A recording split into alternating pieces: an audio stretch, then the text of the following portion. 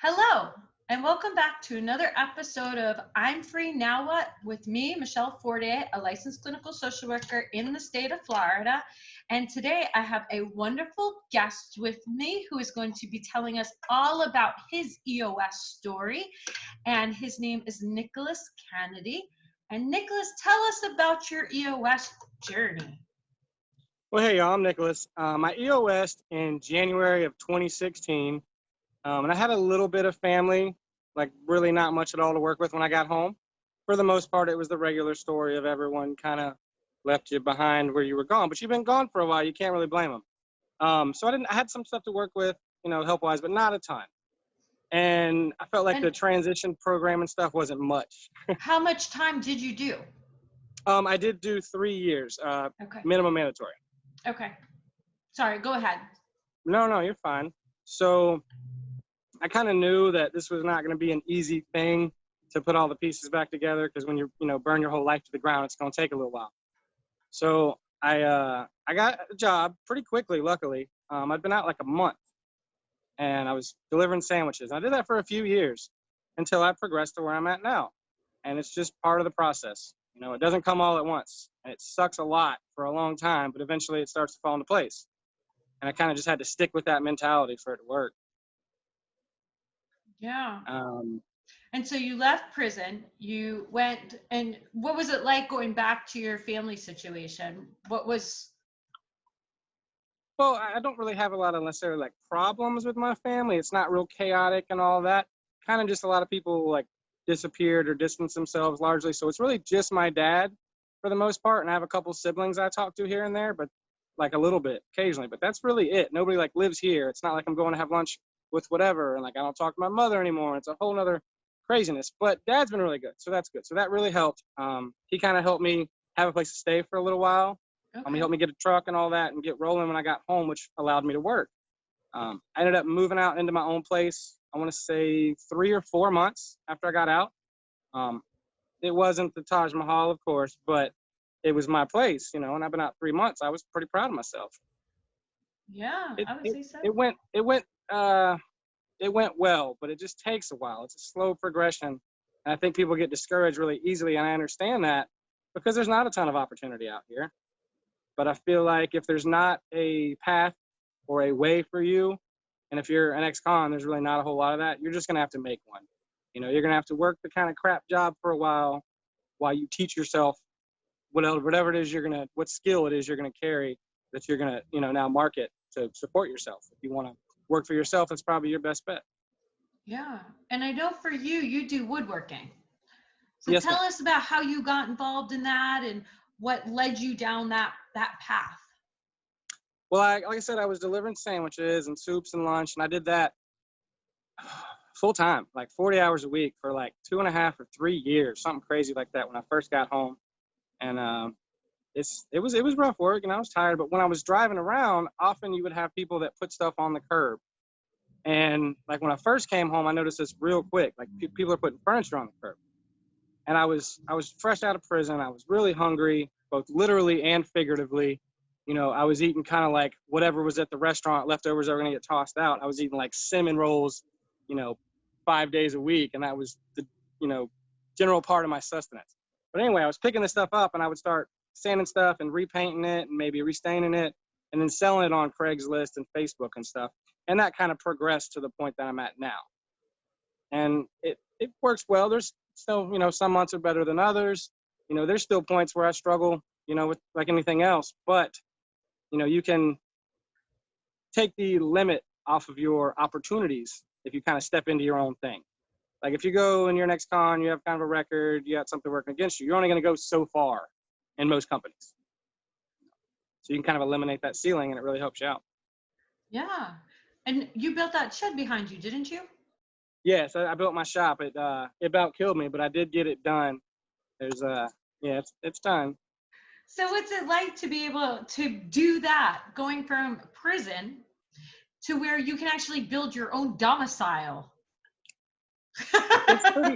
It's pretty neat. Like I look at some of the stuff now, and I'm like, wow, that's pretty cool. And I don't really see the stuff that I make the same way other people do.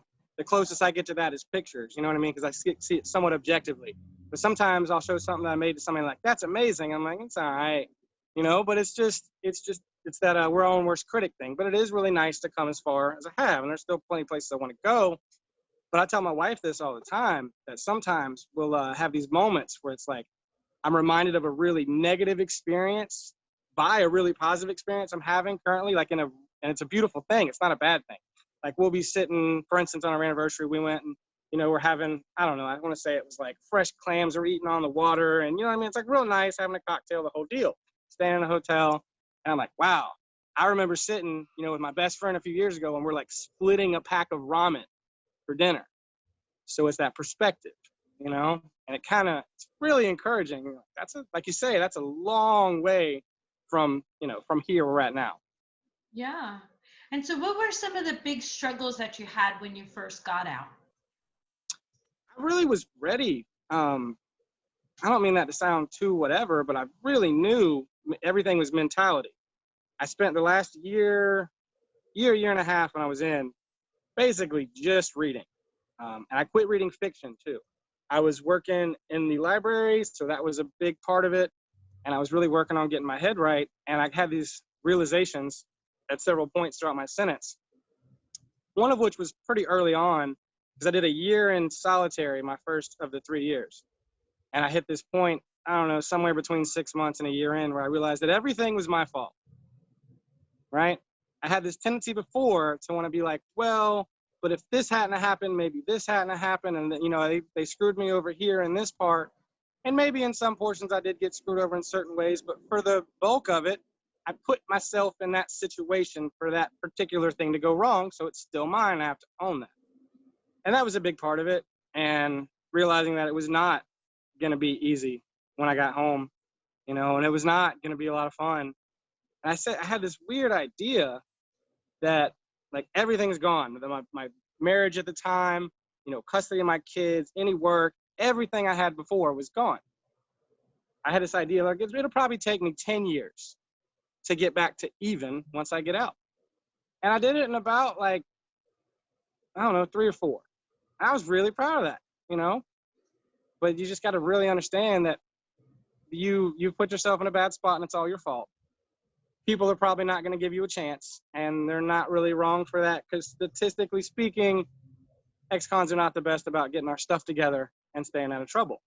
A lot of people don't believe in you, and people have a tendency to want to come home and be like, I've changed, you know, and I got it this time, and I figured it out, you know, and like if you got a D letter on your ID, people aren't going to have a whole lot of faith in you, you know. But you really can't be mad at people for not having faith in you, because although you've been gone and maybe you have been on the path and you've been reading and you've been getting your head right and all this, you weren't there with them. You know, you have to kind of put your time in now and show these people, you know, an exercise of good faith that you truly have changed. Like I had supervised visitation with my daughter when I first got home. Well, yeah, I'd never met her. She was 3 years old. You know, I wasn't happy about that, but I was like, yeah, that's fair. You know, like you just got to take it for what it is. And it's not always fun. No, it sounds like you let go of being bitter or mad about it. Yeah, I was bitter and I really wanted to blame everybody else, you know, and so I hear this sometimes from guys I know you've heard it before too. Well, what'd you go in for? Well, my baby mama called the police on me, or somebody snitched on me, or some version of that, you know. And while those may be factors, you know, and those things do happen, either you got with a crazy chick, or you were involved in some criminal business and then she got ornery, or you got mixed up in some criminal business with somebody that's not of the caliber you should be doing. Not should be doing that anyway, but like you made poor decisions. That's how you got there. Yeah, absolutely. You had other things on your list of the things you got to remember about yourself. Yeah, I think that you have to go by a new standard of who you are, right? Because inside you really have to define yourself a certain way if you don't want to have no trouble, you know, or you don't want your life to be a constant headache. You know, you got to stand for something at times, and sometimes that results in a broken leg and such. That was one of my experiences. It happens. I'd do it again, you know, but like, so you figure out what you're about, but you can't operate that under that same set of principles out here. So like, I don't smoke. I don't run the roads. There ain't been nothing illegal in my house or my car for years, and everything's on the up and up. When I get pulled over, I think this is going to be kind of expensive, and that's about it. You'd have to just set out a new rules, and it's not that I'm going to stop this, and so you set out a date like, oh, I quit smoking, weed for so long or whatever. It's kind of more so, yeah, I'm just not a person that smokes weed anymore. It's not something I do, and you can apply that principle to numerous behaviors. So that works pretty well. Good for you. There was some other stuff too, wasn't there? You had a whole list. I do. It's been a while, and I've been chasing these kids around, and it's been a long day, and tomorrow's going to be another long one. There's some more stuff. I think I covered at least a couple of them, though. But it's really like aggressive accountability. Like, we have a tendency to nothing's our fault, and really everything's your fault. And if it's not, yeah, the system sucks. Yes, your reentry was, your reentry may have been $50 in a bus pass, and that's not going to get you a whole lot. There's not a lot of people that'll hire you, but you're also not going to change that system overnight just because it's unfair and just because it sucks. So ultimately, you have what you have, and you have to figure it out anyway, kind of thing. And it's not always pleasant, but you can't, being mad about it's not going to give you a new situation. No. It being unfair, and a lot of times it is. Being mad that it's unfair is not going to give you a new set of circumstances to work with. No. Radical acceptance. Yes. Radical acceptance, radical accountability, and radical acceptance of your situation. Yeah, if you can't get the accountability thing right, in my opinion, you can get 9 out of 10 other things right that come after that. But if you can't get the accountability, all of those will be short-lived also. Like, that one's got to come first, in my opinion. Yeah. So, I'm sorry, before I forget this one, because you asked about my list. So there's a lot of stigma that comes with, coming fresh out of prison. Now, everyone's different. I didn't have a sex crime or anything of that sort, but mine was violent. It involved a firearm. When you run a background check, it comes up with the initial charge, which is like attempted murder, which looks crazy and people freak out, right?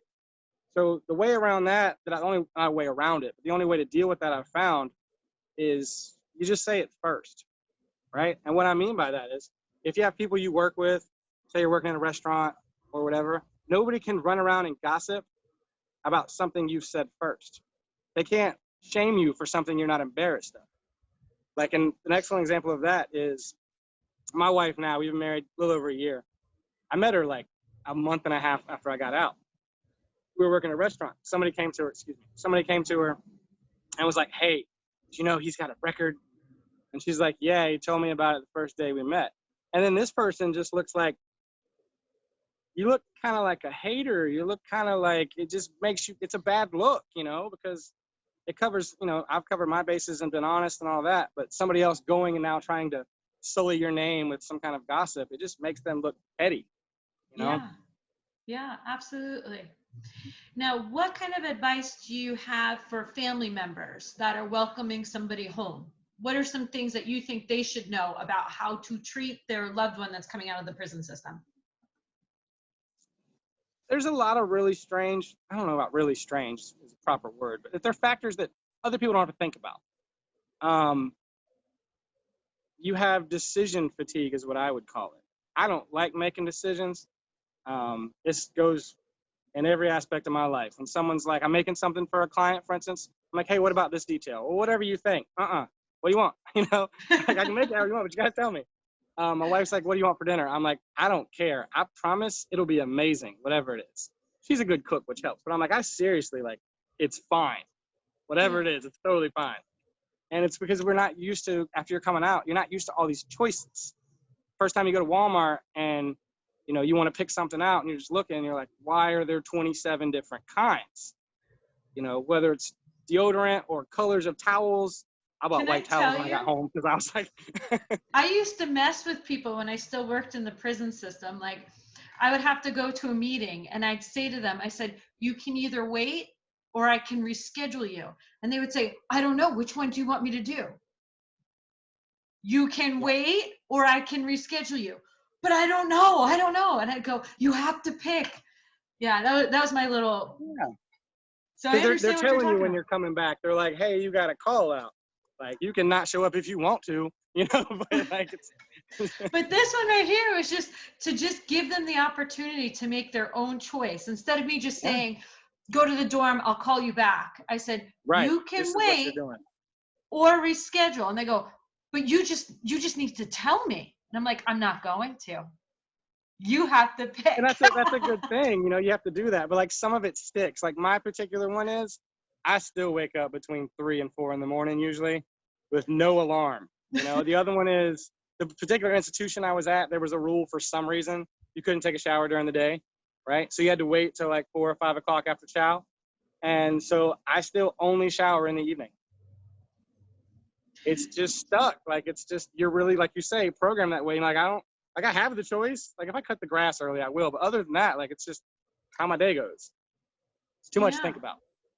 So what you're saying is give your loved one that comes home out of prison the chance to not have to make all the decisions, help them out. Yeah, and make them comfortable to talk about it and to be like, hey, I know this sounds weird, but, and kind of just make it a thing. Well, maybe it doesn't sound weird because I don't understand where you're coming from. I haven't been in prison. Or I remember first meal out. Never forget that. Me and Dad went to Waffle House after he picked me up. And I remember I was like, oh, I can smile back at that waitress. I can do that. You know, it's weird. Like it sounds so simple, but there's so many little things. And I'm like, wow, this girl's talking to me and she smells like flowers and I can smile at her and not get beat up. This is pretty cool. I remember to a restaurant with somebody that had recently gotten out of prison, and he said, why is there all these shanks on the tables? And that's a weird one too, is your mind processes everything different. Like excuse me, bugs, I'm outside. You may walk into a store and like I instantly see things that can be improvised quickly and if need be. And I'm like, that's a really dark part of my brain. I wish I could just throw away, you know, but it doesn't happen. It doesn't go anywhere. No. So it's about understanding. It's about understanding the person's experience. Yeah, Not being mad about it. Yeah, and really make them comfortable, but also don't take any crap. Like if you see something that looks suspect, be like, so what's that about? Because we do have a tendency to do the same old crap. Doesn't mean everybody will, but you know, you got to be like firm and understanding, I guess. Yeah. Maybe see someone like, hey, I'm going to go out. Like you've been home for 2 days. You think that's a good idea? Like I moved way out here. I'm probably 20 minutes from the neighborhood city I grew up in. I still work in the city, but I don't have to, people don't stop by my house. I don't run into people at the store. I like that a lot, you know? And people are like, well, what's way out there? My house. That's enough, you know? Yeah. And just stop running them circles. Don't go to the bar. And if you go to the bar, go with your girl and call an Uber. Don't call your friends to hang out, you know? Yeah. So what I'm hearing is change your associates. Don't hang out with the same people. Or only hang out with the same people if they're doing better. Yeah, that's a big part of it. And there are certain friends of mine that I've known for 10 or 15 years. I can think of 2 or 3 in particular, right? That some have kind of taken this path and some of them just kept on doing the same thing. And a couple of them I talk to and a couple of them I don't. It's really not complicated, you know? It's got to make the best decisions. Go, and go be a square. Like it's not the most glamorous thing, maybe, but go work your 9 to 5 and go home and argue with your wife and whatever. Like there's way worse places to be. It's pretty cool. Like my bad days, I'm like, cool, we're gonna eat meatloaf and you're mad about something and the kids aren't behaving. That's still a whole lot better than a lot of days I've had. That's fine. Yeah. You know? Absolutely. But it works out pretty good. But the alternative to being a square out here is at best, you could be the coolest guy in prison. And that don't get you nothing. That's really a hard decision. You know what I mean? Good. So any last parting words of wisdom? Just really get comfortable with the idea this is going to take a while. And you're going to probably work a job that really sucks and you don't make much, and find ways to legally supplement your income. And there are plenty out there. Just research everything. There's plenty of ways to find money. I think it's endless. Like I used to have to go to get parts for my car, right? Because I was delivering, the truck was having some trouble. I go through the cars in the junkyard and pull change out before I left. I leave it $5, $6. Like I didn't steal it. You know what I mean? Like it's just chilling. But you got to get creative. Like this is going to be hard. It's going to suck a lot. But if you keep doing it over a few years, you'll get there, you know? And also the thing you hear about probation's a trap. Probation's a trap. Not really. I've been on paper about 5 years. I figured out when I quit breaking the law, they leave me alone. It's amazing. They really do. He pulls up and, hey, how you doing? Blah, blah. Can I come to the house? Sure. You know, if I get pulled over, I'm like, how much is a seatbelt ticket? It's all I'm thinking. That's it. It's fine. You know? So that's awesome. But yeah. So what I'm hearing is be humble and follow the rules. Yeah. Like just be humble, know it's going to take a while, and just be accountable and be really, like, admit it. If everyone, like, chances are, like my ex-wife, she's really mad at me when I got home. She's got a lot of reason to be. I have to understand that. And that she's not real, you know, excited at the prospect of dealing with me in any capacity, maybe. And you're going to have to put that time in. Yeah. And I like how you talked about as well as building up the relationship with your children. Some individuals come out of prison and they say, well, I'm the dad or I'm the mom, and therefore I have some rights. And it's like, that's not how it works. Your child grew up without you. Yeah, and you may have legal rights and all that to see your kid, but they don't really know you. And if they knew you before, they still don't know you on a day-to-day. My youngest daughter was 6 weeks old when I got hurt and I went away and all. So when I came home, she was 3 years old. And the first weekend I had her by myself, you know, maybe the first weekend or two, she is upset when it's bedtime because she's like, I'm not home. And she's like, I've only known you for like 2 months and you're my dad and all that. And I get that. But like, she's 3 years old. She's upset. She doesn't fully understand it. She's fine now. But like, it takes a while. You got to build that, like you say. Yeah. I remember I had one child that I worked with where her mom had been incarcerated. She had really no contact with the mom. Mom got out of prison. Mom felt entitled to take her child back, took her out of the only family that she knew, took her out of her schools, took her away from her friends, took her out of the house that she was living in to move in with a stranger. And then they were wondering why the girl was acting out. Yeah, you really got to like build with anything, you got to build a rapport, you got to build respect, you got to build trust. And this whole I'm your dad, that wouldn't have worked. Like it's not a feasible plan. You know, it's not a sustainable model for anything. You gotta do it, and it takes a while. All of it. Yeah. And now, did you ever have any substance abuse issues or? After getting out? No, beforehand. Oh yeah, I was doing a little bit of like not everything. I wasn't doing like hard drugs, like no meth or crack or anything crazy. But like I would smoke some weed, I would smoke some Tunchi before I went away. I think I was taking some Xanax and just drinking, I don't know, probably a half a fifth a day. That probably didn't help. But yeah, that was about it. And I haven't done anything. How did you deal with that after you got out of prison? Was there any issues with substance abuse when you got out? For me, it was really easy, but that I think is because I was in solitary for a year initially. Like I had like this aggressive, forcible detox that happened because I was in a hospital too. So I was on Dilaudid and all kind of stuff when I first got to jail. So I went through all that and I was completely like clear-headed for, I don't know, probably the first time in a decade. And I got to prison and there's some cigarettes and there's a little bit of weed. And I was like, no, I'm like, it's not my jam. I'm kind of already like away from that. Like I don't see any point in jumping back in. I would drink coffee and I would smoke a cigarette here and there. I think I smoked like maybe Tunchi like once when I was gone. And I was like, I don't really like this. They don't think this is my thing. So when I got home, I was just like, no, I don't really want to. Like I drank, you know what I mean? Like reasonably. But as far as drugs go, it's not been anything like that. Good. That's one thing I did see a lot of people. I did, huh? It's one bullet you dodged. Yes, just the one. All the rest of them got me. But I do see a lot of people that are smoking Tunchi till the day they hit the gate. And I'm like, this, you're just going to run it right into the wall, aren't you? Like, what do you think's going to happen when you hit the street? Like, you got to, I don't know, you got to get off of everything, get yourself in some books and don't hang out and be too sociable. And just know that you might not have, you know, a third chance. You're on your second, you know? No. All right. Anything else? No, I think that's about it. I'm sorry. I talked your ear off. No, you're fine. Tell us about the business that you have and how people can contact you. Okay. So it is Third Wind Woodworks. I do a little bit of wood turning. I do some cutting boards and some smaller stuff. We do craft shows. I'm doing one tomorrow, actually, out in St. Augustine. I have a website, thirdwindwoodworks.com. Instagram, Facebook, Gmail, all that's the same. And yeah, but I got the website. Go check it out. That's pretty cool. Yeah. All right. Take care. Good All chat right. with Thank you. you, Michelle. Appreciate it. Uh, Good to see you.